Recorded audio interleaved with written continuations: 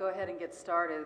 Thank you for your indulgence as our cameramen and our technical experts help us get set up.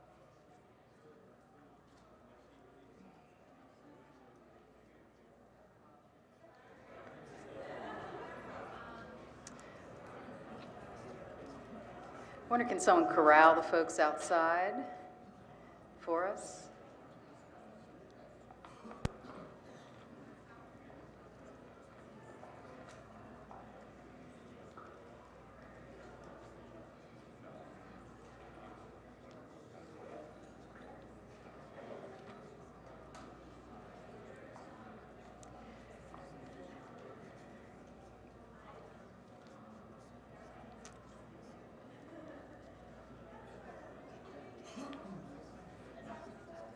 Okay.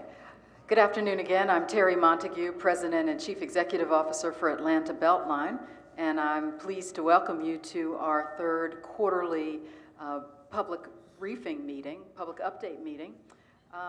We have a full agenda as always, but in response to the requests of yourselves and others in the community, we're going to try to leave at least a full hour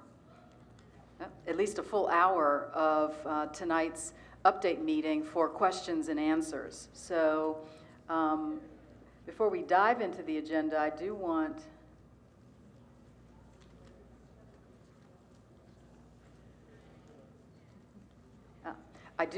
to acknowledge a number of guests and members of our boards that we have present. I'm wondering, are there members of Atlanta Beltline's Board of Directors present in the audience? Liz Coyle, great, good to see you, Liz. Also, we have members of our TAD Advisory Committee. If they could just make themselves known. I see Diana Lansky. I know that others, Sally Flocks, I see others are on their way.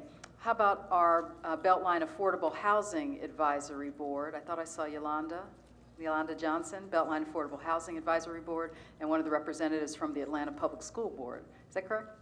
That's correct. All right. I see Anna Cherry has arrived, another member of our TAD Advisory Committee. Just to quickly review for you the agenda, we have a number of updates. After I briefly introduce you to a number of new members of the Beltline team, wanted to ask Nate Conable, who is our transportation planner, to really spend some time, first and foremost, on a transit update. That'll be particularly of interest to a number of our transit advocates and partners that are here in the audience. In fact, let me pause and just ask, is Kathy Willard here this evening? Members of the Sierra Club?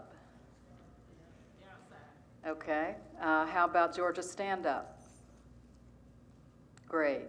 And Citizens for Progressive Transit? Okay. Some people doing double duty there. Glad to have you this evening. Of special interest to you, we are going to talk a bit about where we are on transit planning, implementation, right-of-way acquisition, and also some of the recent conversations we've been having with the city, with the region, and how we see the program unfolding from here. We'll also talk a bit about master planning. As many of you are aware, we have selected our master planning teams, and we have reinitiated our Beltline study groups, and so we want to give you an update and a preview of things to come. We'll also have an update from the Beltline Partnership, which is our at one of our key advocacy partners, also helping us with managing some of the social and economic impacts, the unintended consequences of Beltline development, as well as undertaking a major fundraising campaign to support green space parks and trails development. And then Ed McBrayer is here from the Path Foundation, and he's going to provide an update on the current plans and the current work on trails, Beltline trails. And then I'm also going to provide an update on the Northeast Corridor acquisition, as I suppose it's hard to have missed. We've had some positive progress on the acquisition of the Northeast Corridor from the Masons, and I wanted to talk a bit about that. And knowing that it's of such keen interest to the residents living in that quadrant, we have reached out to all four NPU chairs, NPU, EF, M, and N, and have arranged dates in which we will actually come to the NPU meetings to give a more detailed briefing. Some of those dates are coming rather quickly, and I'll talk about that a little bit later, and a few of them are later in the month of August and possibly into September. In deference to a few of the chairs of subcommittees within those NPUs, I'm not going to announce all the dates. I haven't gotten confirmation from all four, but I mention that now in case, because we're going to leave a lot of time for questions and answers as a matter of fairness to those who want to talk more broadly beyond the Northeast Corridor. We do have a number of community-focused conversations just on the Northeast Corridor acquisition. We'll spend some time on it this evening. It may not be satisfactory the amount of time we allot to it, but I rest assured that we will have lots of other time, especially over the next several months, to really help the community understand the new public-private partnership, what it does and doesn't accomplish, what's known, what's still to come, and what are the impacts and implications for the residents living in those communities, and how we're looking for their involvement and other suggestions that they have. So there's going to be a period over the next, 3 months of intense dialogue with the communities to help them understand why this acquisition and why the way in which it's being acquired is a real win for everybody involved. And then lastly, we're going to go right into the Q&A session, and we hope and we know that we can count on you all to have brought all your questions. So with that, we're going to go right into it.